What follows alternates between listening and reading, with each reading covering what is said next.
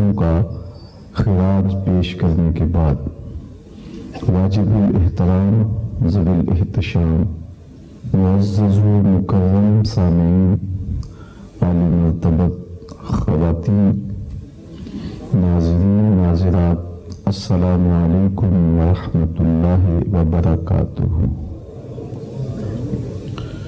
آج کی مبارک شب نور اپنے دامن میں بے پناہ برکتیں اور رحمتیں لیے ہوئے جلوہ گر ہے۔ آج کی اس پرنور اور مبارک شب رحمت کے جھرمٹ میں مجھے اور آپ کو اپنے آقا و مولا حضور نبی رحمت صلی اللہ علیہ وآلہ وسلم کے تذکرہ دل نواز کی مہک نصیب ہو رہی ہے، اور سر شام سے اس وقت تک آپ اس خوبصورت ماحول میں بیٹھے ہیں۔ اللہ جل شانہ آپ کا آنا بیٹھنا اپنی بارگاہ میں مستجاب کرے۔ معجزہ معراج حضور علیہ السلام کے من جملہ معجزات میں سے وہ عالی شان معجزہ ہے کہ جس کے تذکروں کی خوشبو اسی زمانے میں ایک عالم میں پھیل گئی، اور گھر گھر اس کی مہک سے، اس کی خوشبو سے، اس کی روشنی اور تابانیوں سے منور ہوئے۔ ہر سال جب 27 رجب المرجب کی بابرکتیں ساعتیں آتی ہیں تو حضور کے اس معجزہ معراج کا تذکرہ ہماری مجالس میں، ہماری محافل میں، ہماری مسجدوں میں اور بڑے بڑے اجتماعات میں کیا جاتا ہے، تاکہ دلوں میں حضور کی محبت، حضور کا پیار پیدا ہو، پہلے سے موجود حضور کی محبت کے شجر کو پانی ملے اور یہ اور پھلے پھولے، اس کی شاخیں بڑھیں اور دلوں کے آنگن میں بہاریں آئیں۔ سو آج ہم اسی مقصد کے لیے یہاں موجود ہیں۔ کتاب رحمت قرآن مجید میں سورہ بنی اسرائیل کے آغاز میں اللہ جل شانہ نے اس مبارک معجزے کا ذکر کیا۔ سبحان الذی اسری بعبدہ، پاک ہے وہ ذات جس نے اپنے بندہ خاص کو سیر کرائی۔ من المسجد الحرام لیلا، رات کے مختصر حصے میں، من المسجد الحرام الی المسجد الاقصی، مسجد حرام سے مسجد اقصی تک، الذی بارکنا حولہ، وہ مبارک مسجد جس کے اطراف میں ہم نے برکتیں رکھی ہیں۔ یہ سیر کیوں کرائی؟ لنریہ من آیاتنا، تاکہ اس عبد خاص کو ہم اپنی عجائب قدرت کی نشانیاں دکھائیں۔ انہ هو السمیع البصیر، بے شک وہ سننے والا، دیکھنے والا ہے۔ تو اس آیت کریمہ میں اللہ تعالی جل شانہ نے اپنے محبوب کے اس عظیم الشان معجزے کا ذکر کیا اور فرمایا کہ وہ ذات پاک ہے جس نے اپنے بندے کو سیر کروائے۔ اس کا آغاز سبحان اللہ سے کیا گیا۔ حضرت طلحہ رضی اللہ تعالی عنہ فرماتے ہیں کہ سبحان کا معنی ہے تنزیہ اللہ عن کل شیء، عن کل سوء، اللہ تعالی جل شانہ کو ہر نقص، ہر کمزوری، ہر عیب سے پاک بتلانا ہے۔ وہ ہر کمزوری سے پاک ہے، ہر نقص سے پاک ہے، ہر کجی سے پاک ہے، وہ شانوں کا مالک ہے۔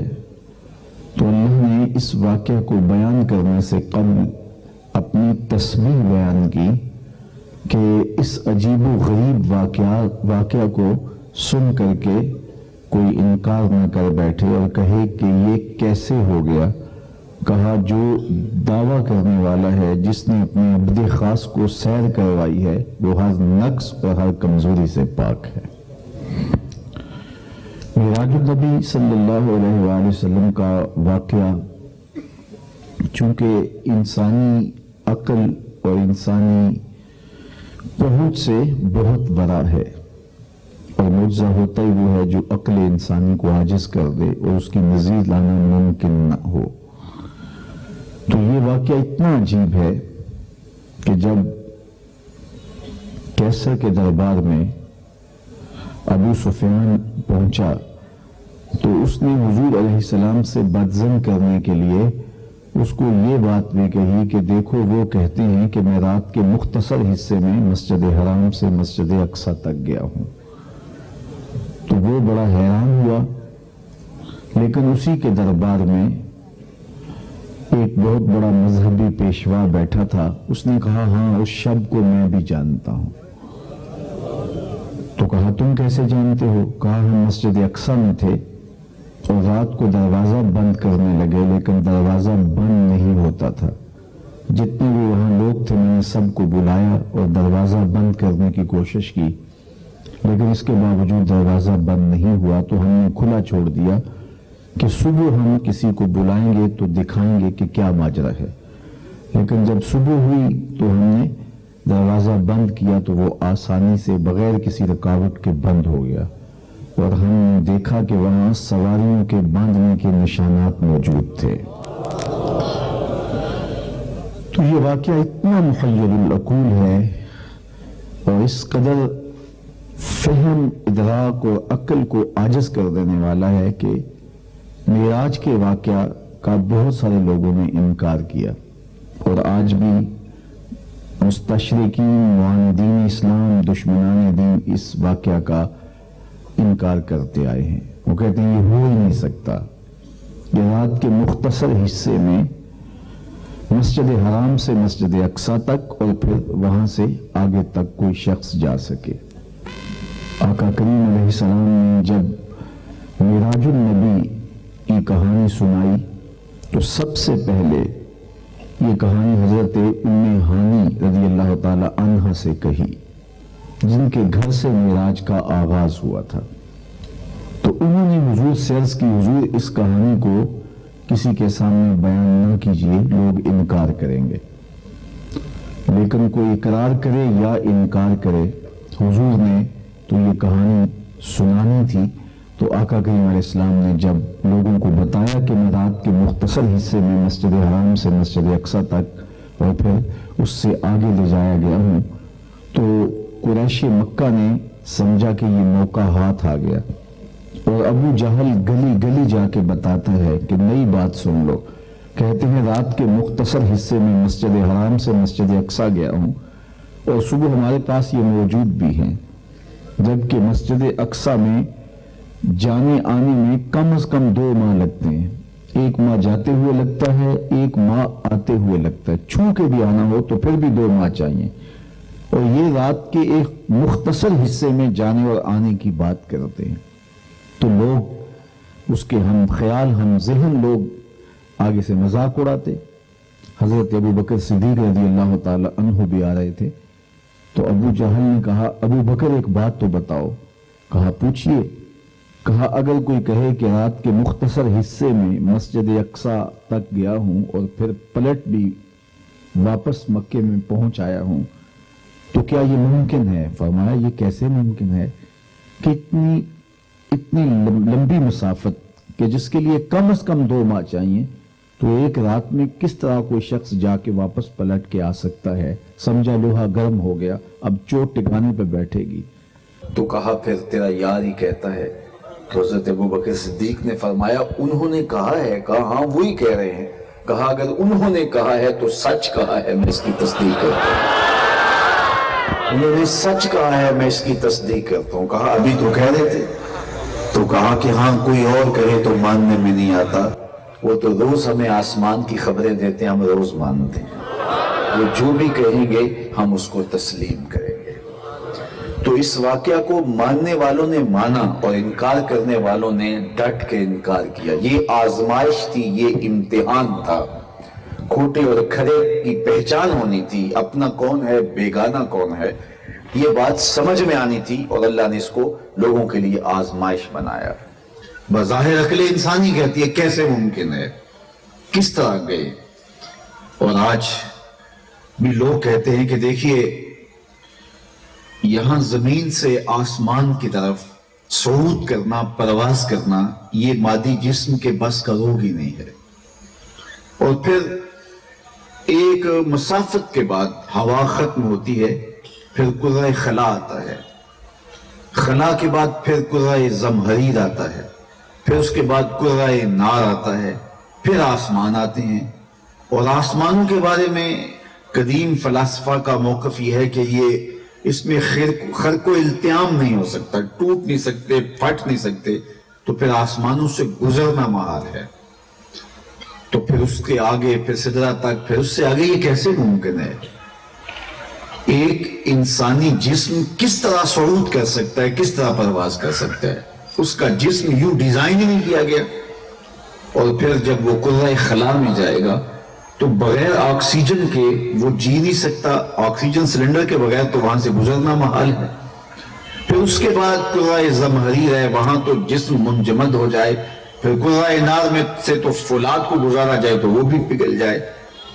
آسمان میں خلق و التیام ممکن نہیں ہے، تو یہ بھلا کیسے ممکن ہے؟ اللہ اکبر۔ علماء نے اس پہ بات کی کہ یہ بات اگر کوئی مسلمان کہے، کلمہ گو کہے، تو اس سے بات اور طرح ہوگی، کوئی غیر مسلم بات کہے تو اس سے بات اور طرح ہوگی۔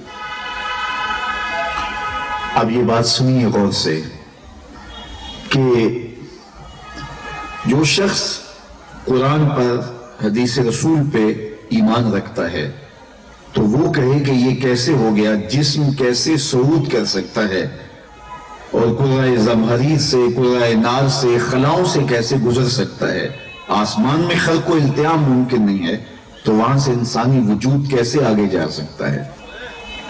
تو اس کی خدمت میں دست بستہ عرض ہے کہ یہ بات طے ہے اور اس کا انکار نہیں کہ حضرت آدم علیہ السلام جنت سے زمین پہ تشریف لائے ہیں، ماں حضرت حوا سلام اللہ علیہا۔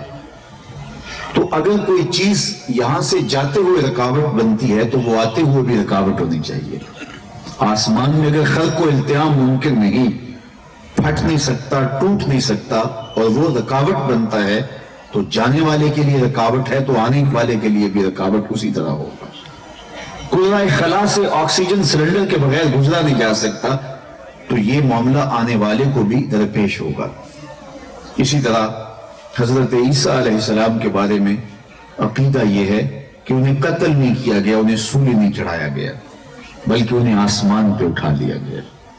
قرب قیامت میں وہ تشریف لائیں گے، دمشق کی جامع مسجد کے شرقی مینارے پہ اتریں گے، اور مسلمانوں کی جماعت تیار ہوگی، حضرت امام مہدی بھی موجود ہوں گے، انہیں مصلی پیش کیا جائے گا اور امامت کے لیے کہا جائے گا، لیکن یہ کہیں گے کہ نہیں، حضرت امام مہدی سے کہیں گے کہ آپ نماز پڑھائیے۔ حضور نے فرمایا وہ وقت کیسا ہوگا جب عیسیٰ ابن مریم آئیں گے لیکن امام تم سے ہوگا، پھر آپ شادی کریں گے، تبھی آپ کا وصال بھی ہوگا، پھر حضور کے قدموں میں دفن بھی ہوں گے۔ گنبد خضرا میں خالی قبر موجود ہے، خالی جگہ موجود ہے، بلکہ ایک روایت میں آتا ہے کہ جب یہ کام پورا کر چکیں گے تو پھر حضور کی خدمت میں حاضر ہوں گے۔ حضور نے خود فرمایا والذی نفسی بیدہ لینزلن عیسیٰ ابن مریم ثم لئن قام علی قبری فیقول یا محمد لاجیبنہ، مجھے قسم ہے اس رب کی جس کے قبضے میں میری جان ہے، حضرت عیسیٰ آئیں گے اور میری قبر پر کھڑے ہو کے مجھے یا محمد کہہ کے آواز دیں گے، میں قبر سے ان کا جواب دوں گا۔ تو حضرت عیسیٰ آسمان پہ ہیں، اٹھا لیے گئے ہیں، تو جب حضرت عیسیٰ علیہ السلام آسمان پہ گئے ہیں تو قرۂ نار بھی آیا ہوگا، قرۂ زمہریر بھی آیا ہوگا، خلائیں بھی آئی ہوں گی.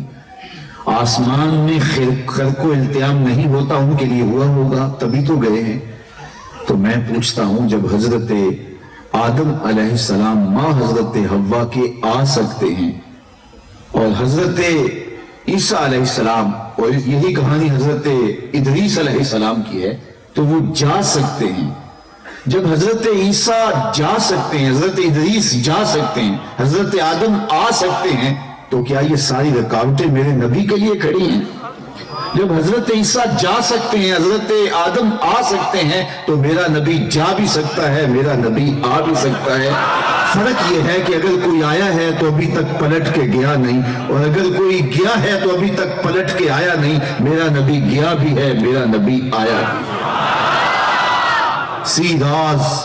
سی میراج راز محبتاں دا نہیں سی کسے دی سمجھ وچ آن والا. سدیا طالب تے گیا مطلوب ہوتے، جبرائیل سی صد لے جان والا. بازے آخرے بن دروازیاں تو کیویں پہنچیا عرش تے جان والا. ابر عقل نو ایتھے دخل کیے، جانے جان والا یا لے جان والا. میں سبحان اللذی اسرا بعبدہ، اللہ نے اس